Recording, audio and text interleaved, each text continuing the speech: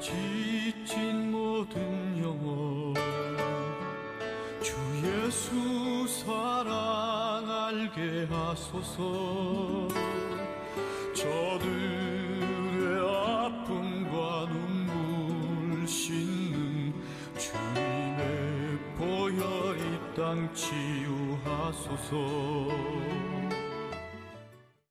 오늘 우리가 신앙생활을 할 때 중요한 것 두 가지가 있어요. 그 두 가지는 뭐냐면, 첫째는 하나님이 항상 우리와 함께 하시고 우리를 인도하신다는 이 객관적인 사실을 아는 것. 이 성경 말씀에 보면 이 객관적인 사실이죠. 객관적인 진리입니다, 성경은. 이 성경 말씀을 보니까 이 성경 말씀 속에서 하나님이 너희와 함께 할 것이다, 우리와 함께 할 것이다, 우리를 지킬 것이다, 우리를 인도할 것이다. 이거는 모든 사람에게 주신 객관적인 약속의 말씀, 객관적인 진리라는 거예요. 그래서 이 사실을 우리가 성경 공부를 통해서 배워서 아는 것, 이거 중요한 거죠. 근데 거기서 멈추면 안 된다는 것입니다. 우리가 아는 이 지식을 우리의 삶 속에서 실천하고 사는 것이 중요하다는 거예요. 이 객관적인 사실이 나의 믿음으로 들어와서 나에게 확신으로 들어와야 되는데, 그것을 주관적인 믿음이라고 얘기를 하는 거예요. 그러니까 이 객관적인 진실이 객관적인 진실로 머물러 있으면 안 되고, 주관적인 믿음으로 내 삶에 들어와서 우리가 삶을 살아가는 데 있어서 다윗처럼 승리하는 인생을 살아가는 저와 여러분이 되어야 될 줄로 믿습니다. 그래서 저는 오늘 본문의 제목을 하나님의 인도와 성도의 믿음이라 이렇게 되어 있는데, 이 말씀을 바꿔서 설명을 하면 객관적인 진리와 그 객관적인 진리를 주관적인 믿음으로 바꾸는 우리의 믿음이라고 하는 것이 어찌 보면은 오늘 설교 말씀의 제목이다, 이렇게 얘기할 수도 있다는 이야기입니다. 저는 오늘 하나님의 인도하심과 성도의 믿음이라는 주제를 가지고 세 가지 권면의 말씀을 드리며 함께 은혜를 나누고자 합니다. 첫째는, 하나님은 우리의 삶을 계획하시고 항상 인도하신다라고 하는 거예요. 하나님은 우리의 삶을 이미 계획하신 줄로 믿습니다. 그리고 우리의 삶을 그 길을 걸어가도록 매 순간순간마다 넘어지고 쓰러지는 순간에도 우리를 붙드시고 그 길로 가도록 우리를 인도하시는 분이 하나님이시라고 하는 것을 오늘 우리는 알아야 된다는 거예요. 때로 내가 눈앞에 펼쳐지지 않고 하나님의 모습이 보이지 않으니까 이것이 진실인지 아닌지 나는 잘 모르겠습니다, 그럴 수 있어요. 근데 중요한 것은 내가 알든 모르든 하나님은 여전히 우리를 붙들고 계시고 우리를 통해서 이루시고자 하시는 당신의 뜻을 이루어가는 하나님이신 줄로 믿습니다. 그래서 오늘 다윗이 아무런 계획도 없이 형들을 찾아가지만, 그러나 그 다윗의 걸음은 이미 하나님께서 예비하신 걸음이시고 이제 하나님께서 다윗을 통해서 놀라운 일을 이루시기 위한 첫 발걸음이 되도록 만드셨다는 사실이에요. 늘 말씀드리듯이 참새 한 마리도 하나님이 허락하지 않으면 땅에 떨어지지 않아요. 이 사실을 믿으시는 우리 성도님들 되시기를 주님의 이름으로 축원을 드립니다. 그래서 예수님께서는 말씀을 하실 때 저 들에 핀 백합화를 봐라, 공중을 나는 새들을 봐라, 저것들 먹이지도 않고 저것을 다 우연히 피고 지는 것이 아니다, 하나님이 먹이시고 입히신다, 하물며 너희일까 보냐, 이렇게 말씀하시는 예수님의 음성에 우리가 귀를 기울일 줄 알아야 된다는 거예요. 하나님께서는 우리가 길을 가다가 이름 없이 피어있는 들꽃 한 송이를 보더라도 그것이 우연히 피어있는 것이 아니라는 거지요. 그것을 돌보고 그것조차도 생명을 이어가도록 만드시는 분은 하나님이시라고 하는 것을 오늘 우리는 기억해야 된다는 이야기입니다. 다윗이 아버지의 심부름으로 우연히 형들에게 도시락을 배달한 것처럼 보여요. 우리는 이것을 일상이라고 얘기해요. 오늘 우리도 다람쥐 쳇바퀴 도는 것처럼 이렇게 일상을 살아가고 있지 않습니까? 그러나 우리는 알지 못하는 가운데 우린 일상이라고 생각하는 그 우리의 삶의 그 매 순간순간, 어느 순간이 될지는 모르지만 하나님께서 내 삶에 주관적으로 개입하시는 순간이 있다는 거예요. 우리는 그것을 하나님의 때라고 얘기를 하죠. 그 내 삶 속에 개입하시는 그 하나님의 때를 우리는 카이로스의 타임이다, 이렇게 얘기를 하는 거예요. 카이로스라는 말을 들어보셨죠? 카이로스의 타임. 그 카이로스의 때에는 하나님께서 우리의 삶에 주관적으로 개입하시는 순간이라는 거예요. 우리는 그때가 언제인지 몰라요. 그러나 우리 각자를 향한 하나님의 카이로스의 때가 있다라고 하는 것입니다. 저는 오늘 말씀을 읽다가 다윗이 형들에게 아버지의 심부름으로 형들을 찾아가요. 이때가 뭡니까? 하나님의 카이로스의 때라는 거죠. 위대한 하나님의 종이었던 모세가 있어요. 이 모세의 시종이 되었던 사람이 여호수아입니다. 근데 이 여호수아가 모세의 시종이 된 것, 이거 우연이겠는가? 우연 아니라는 거예요. 이미 하나님은 모세 이후를 계획하셨고 모세 이후에는 여호수아다라고 하는 것을 하나님은 예배해 놓으셨지만, 모세의 시종으로 들어갔던 여호수아는 그것이 그냥 우연히 나는 모세를 존경하기 때문에 모세를 섬기러 갔습니다, 이런 우연한 것으로 생각을 해버리겠죠. 그러나 그것이 진실이 아니고 그 이면에는 하나님의 계획하심이 있었고 하나님의 인도하심 가운데 여호수아가 모세의 종으로 들어가게 되었다라고 하는 것을 오늘 우리는 기억해야 된다는 것입니다. 오늘 우리가 진짜 하나님을 믿는다고 하면 이렇게 하나님께서 나를 선택하셨다라고 하는 이 믿음이 있어야 된다는 거예요. 오늘 우리 사랑하는 성도님들, 이 믿음이 있으십니까? 내가 하나님을 선택한 것 같고 내가 일상광림교회를 선택한 것 같아도 그렇지 않다는 거예요. 하나님의 개입이 있고 하나님의 인도하심이 있었고 여기서 무엇을 하나님께서 준비시키는지 우리는 알지 못해요. 그러나 그 모든 것들, 내가 아느냐 모르느냐가 중요한 것이 아니라 내 인생 가운데 하나님은 여전히 우리를 붙드시고 필요한 것들을 채우고 필요한 훈련을 시키기 위해서 오늘 우리를 이곳으로 부르셨다라고 하는 이 마음을 우리는 가지고 살아야 될 줄로 믿습니다. 이것이 오늘 우리가 가져야 되는 소명감이고 사명감이라고 하는 얘기예요. 그렇다라고 하면 오늘 우리가 내가 진짜 하나님이 나와 함께 하시고 나를 인도하신다는 것을 믿는다라고 하면 우리에게는 믿음의 확신과 기쁨이 있어야 된다는 거죠. 오늘 사랑하는 성도님들, 믿음의 확신과 기쁨이 있으십니까? 하나님이 모든 일 합력해서 선이 되게 하실 것이다, 그러니 나는 두려워할 필요가 없다, 하나님의 인도하심을 따라 나는 끝까지 살아갈 것이다, 이 확신이 우리에게 있었으면 좋겠어요. 하나님은 그래서 당신의 사람을 선택할 때마다 하신 말씀이 뭐겠습니까? 강하고 담대하라, 두려워하지 말아라, 내가 너와 함께함이라. 오늘 이 음성을 나에게 주시는 하나님의 음성으로 받으시는 우리 성도님들 되시기를 주님의 이름으로 축원을 드립니다. 어떤 상황 속에 있다 할지라도 내가 서 있는 그 길에 하나님은 나와 함께 하신다, 나와 동행하신다, 나를 인도하실 것이다. 군에 가는 우리 자녀들이 군대 가기 전에 저한테 와서 꼭 안수기도를 받아요. 그때마다 제가 안수기도를 하면서 귀에다 대고 꼭 해주는 얘기가 있어요.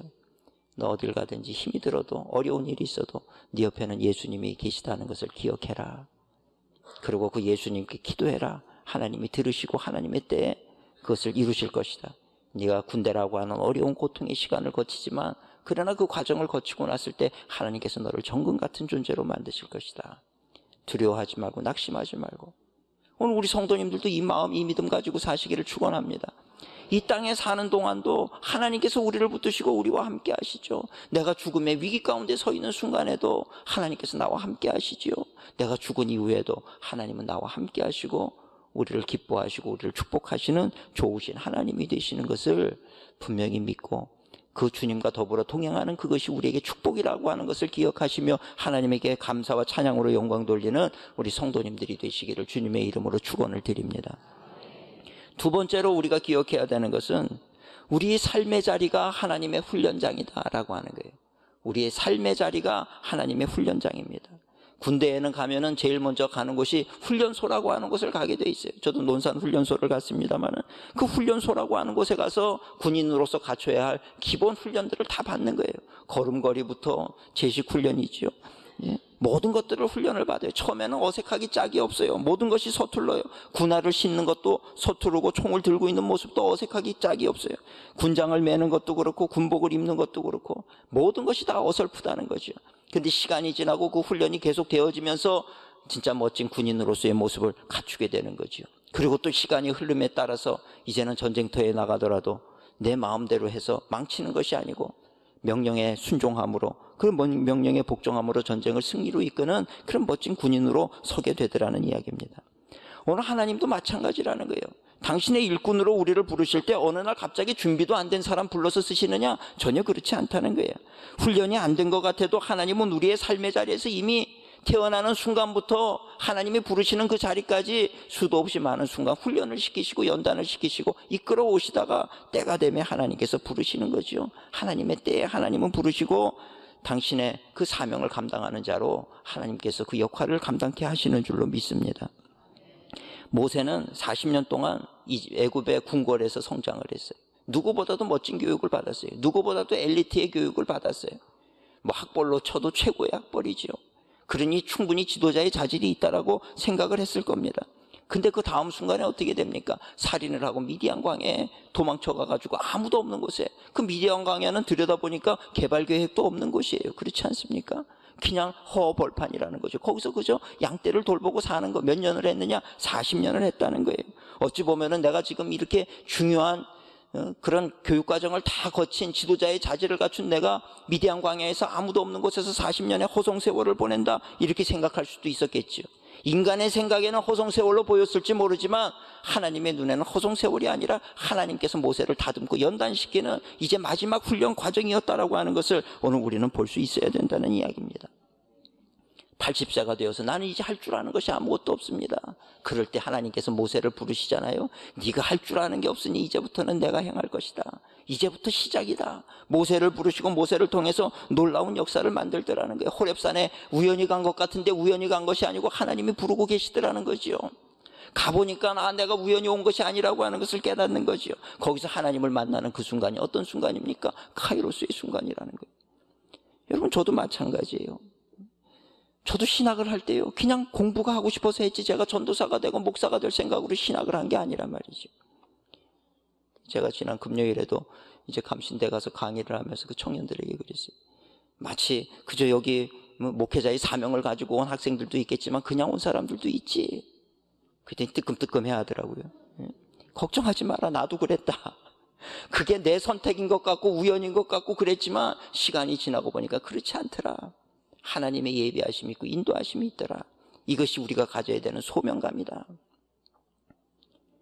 오늘 우리 성도님도 우리는 우연히 뭔가를 하는 것 같고 어떻게 내가 잘못된 길로 접어들어서 이렇게 고생을 하는 것 같고 이렇게 여겨지는 순간이 있을지 몰라요. 그러나 그 모든 것들이 결코 우연이 아니고 하나님이 우리를 삶의 현장, 삶의 자리 속에서 우리를 훈련시키는 과정이었다라고 하는 것을 어느 순간인가는 깨닫게 되는 날이 온다라고 하는 이야기입니다. 요셉도 마찬가지죠. 우연히 아버지의 심부름으로 형들에게 찾아갔단 말이에요. 아버지의 심부름을 조심하셔야 됩니다. 요셉도 그렇고 다윗도 그렇고. 그냥 우연히 편안한 마음으로 찾아가는 거예요. 이 요셉이 그 형들을 찾아갔지만 그럼 형들이 자기를 반겨줄 줄 알았지요. 사람은 사람의 마음을 모르는 거예요. 형들이 자기를 아버지가 귀여워하는 자리에서 웃어주니까 자기를 사랑하는 줄 알고 형들에게 내가 이러고 찾아가면 깜짝 쇼가 돼가지고 형들이 나를 얼마나 기뻐할 것인가.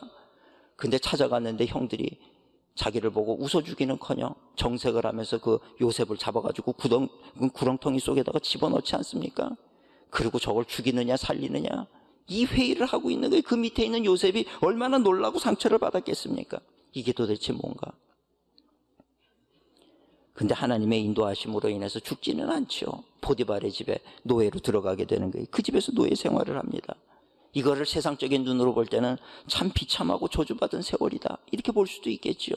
그러나 여러분, 그 보디발의 집에서 노예로 생활하던 그 요셉, 우리는 정답을 알잖아요. 성경을 통해서.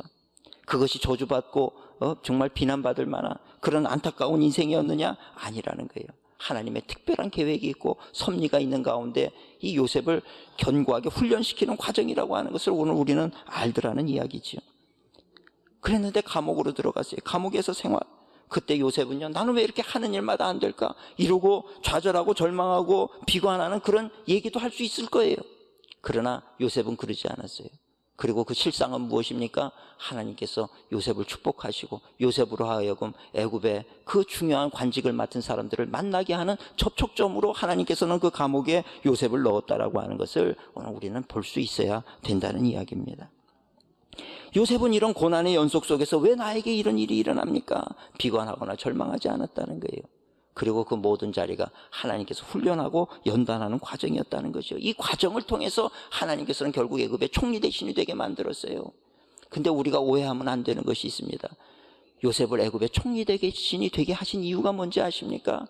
세상의 영광을 받으라고 총리 대신의 자리에 올려놓은 것이 아니고 가뭄 중에 죽을 수밖에 없는 그 아브라함과 이삭과 야곱의 그 자손들, 너희를 통해서 나라를 세울 것이라고 약속까지 주셨는데 가뭄 중에 죽으면 안 되잖아요. 살 길을 마련하기 위해서 요셉을 통해서 생명의 길, 구원의 길을 열어주기 위해서 요셉으로 하여금 애굽의 총리 대신이 되게 하셨다는 거예요. 거꾸로 생각하면 하나님은 당신의 사람들을 보호하기 위해서 세상의 높은 자리까지라도 줘서라도 당신의 그 선민들의 그 생활을 이어가도록 죽이시는 하나님이 아니라 살리시는 하나님이시라고 하는 것을 보게 하시더라는 이야기입니다. 다윗도 마찬가지죠. 어려서부터 목동의 삶을 살았어요. 이스라엘에 가면 대부분이 다 목동이에요. 그저 그렇게 사는 게 일상입니다. 그런데 하나님께서 다윗에게 목동의 일을 맡기실 때는 특별한 계획이 있었다는 거예요. 양떼를 돌보는데 때로는 이리가 나타나기도 하고 곰도 나타나요. 골리앗과 싸울 때 다윗의 고백을 보면 내가 사자도 이겼다, 사자까지도 이겼다는 이야기입니다. 근데 처음에 이 어린 다윗이 목동으로서 그렇게 양을 돌볼 때 이리가 나타나고 곰이 나타나면 얼마나 무서웠겠습니까? 두려웠죠. 도망도 쳤을 거예요. 나무 위에도 올라갔겠죠. 이런 두려운 마음이 있지만, 그러나 그런 마음 속에서 다윗은 뭘 했습니까? 내 양떼를 지키기 위해서 돌을 던지는 거예요. 막대기를 집어 던지는 거죠. 이런 것이 다 하나님의 훈련 과정이었다라는 얘기죠. 이런 과정을 통해서 목자의 심정이 뭔지를 배우게 하고, 이리떼가 나타나서 내 양떼를 해치려고 할 때 내가 이 지도자로서 어떤 마음을 가지고 보호해야 되는지도 알게 하셨을 거예요.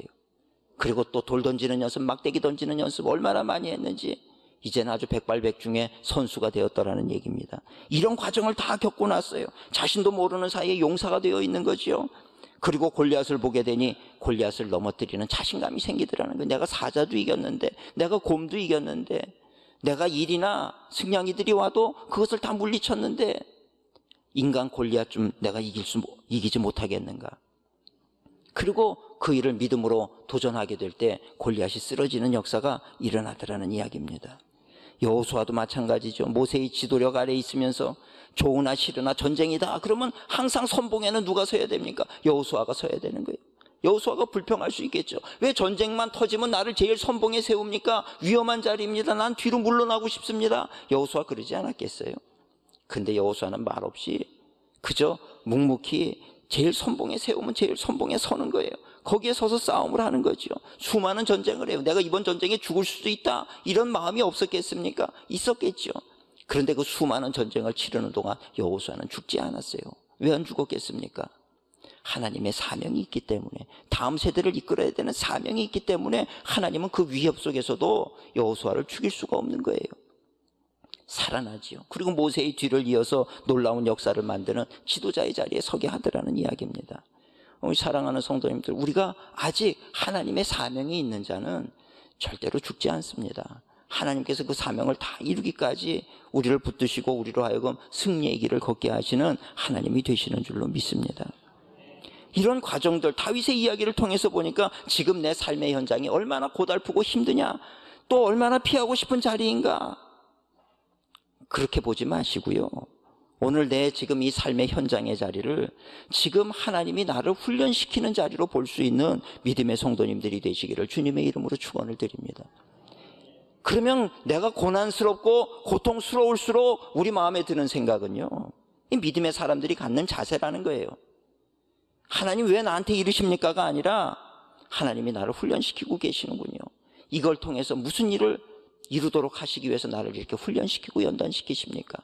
난 하나님이 하실 그 일을 기대합니다. 이 마음을 가지고 하나님 앞에, 세상 앞에 설 수 있는 우리 성도님들이 되시기를 주님의 이름으로 축원을 드립니다.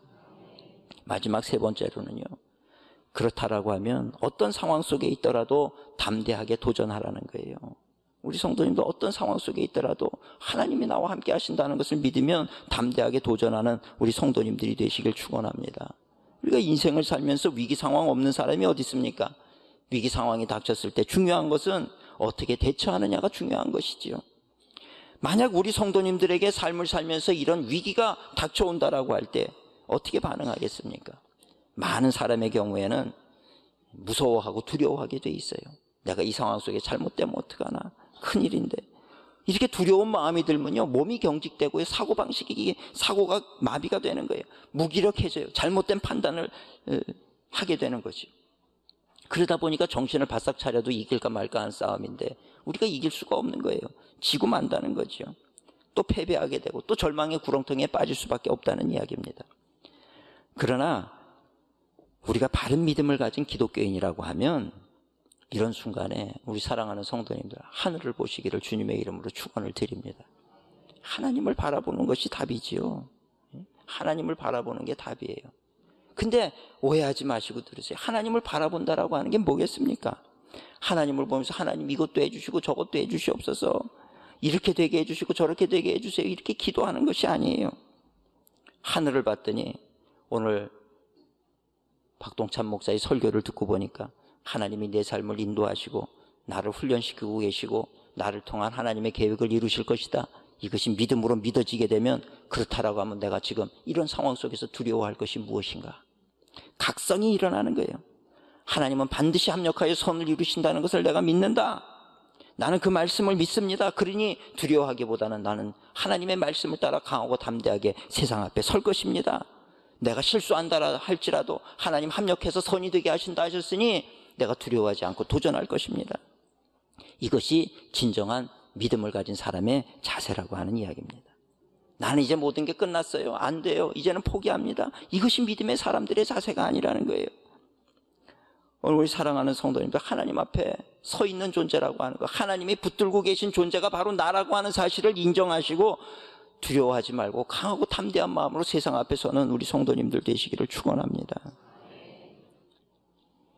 만약에 내가 하나님의 사람이라고 하면서도 강하고 담대한 것이 아니고 두렵고 떨리는 마음이 있다라고 하면 도대체 왜 그럴까? 내 자신을 돌아보는 것이 중요해요. 도대체 왜 그럴까? 내 자신을 돌아보니까 거기에는 반드시 한 가지 원인을 발견하게 되는데 하나님을 신뢰하는 마음이 없다라고 하는 겁니다. 만약에 내가 하나님을 신뢰하지 못해서 이렇게 두려워하고 있는 것이라고 하면 오늘 우리는 하던 일을 멈추고 골방으로 들어가야 되는 거예요. 골방에 들어가서 하나님 앞에 엎드려 기도할 줄 아는 믿음의 사람이 되시기를 축원합니다. 그렇게 기도했더니 하나님이 함께 하신다는 확신이 다시 회복이 되는 거예요. 그런 믿음이 생기면 우리는 어떤 어려움 속에서도 담대하게 사는 믿음의 성도가 되어지는 줄로 믿습니다. 제 설교를 오해하지 말았으면 좋겠어요. 이렇게 얘기하면 나는 하나님의 사람이니까 아무 일이나 막 그냥 내가 하고 싶은 거 다 해도 된다는 얘기입니까? 절대 그 얘기가 아니죠. 오늘 내가 그리스도인으로 부름받았다라고 하면 오늘 우리는 먼저 하나님을 신뢰하고 하나님의 뜻을 따라 사는 자가 되어져야 된다는 거예요. 그래서 내가 무언가를 하려고 할 때 무작정 도전하는 것이 아니라 이것이 내 욕망을 충족시키려고 하는 것은 아닌가? 또 이것이 죄 짓는 일은 아닌가? 이것이 옳은 일이고 하나님의 영광을 위한 일이라고 할 때 우리는 그때 강하고 담대한 믿음을 가지고 도전해야지, 죄 짓는 자리고 내 욕심을 채우는 자리라고 하면 거기에 강하고 담대해서는 안 된다는 거예요. 우리 사랑하는 성도님들, 교회에서 강하고 담대하라, 도전해라, 하나님 합력해서 선을 이룬다, 그러니 뭐 죄건 뭐건 막 내가 하고 싶은 대로 하라는 그 얘기가 아니라고 하는 것을 우리 성도님들이 분명히 기억해 주시기를 부탁을 드립니다. 오늘 믿음이라고 하는 것이 무엇인가? 머릿속으로만, 내 지식으로만 가지고 있는 것이 아니고 내 실생활 속에서 하나님이 함께 하시고 하나님의 도우심을 힘입어서 사는 것이 우리의 믿음이라고 하는 것입니다. 이런 믿음의 원동력이 없다고 하면 오늘 우리가 아무리 금식 기도를 많이 하고 예배를 많이 드린다고 해도 여전히 우리 마음속에는 두려움이 있고 염려가 있고 근심이 있고 걱정이 있을 수밖에 없더라는 얘기죠. 그런 마음을 가지고 골리앗과 싸워서 이길 수는 없어요.